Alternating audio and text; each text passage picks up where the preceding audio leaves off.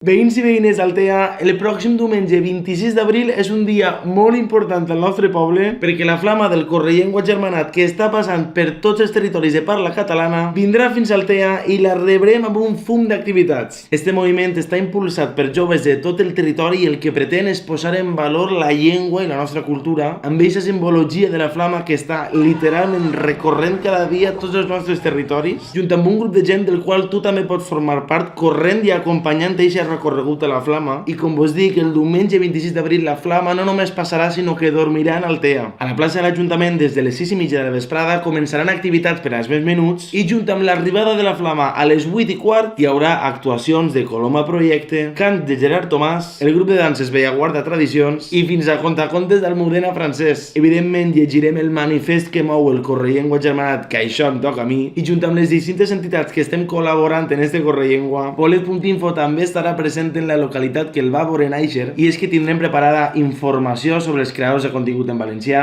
així com també de la nostra iniciativa, perquè conegues i ajudes a donar difusió als continguts en valencià de les xarxes socials. Diumenge 26 d'abril a partir de les 6:30 de la vesprada ens veiem a la plaça de l'Ajuntament i recorda enviar-li este vídeo a tots els teus amics i coneguts d'Altea i de la Marina.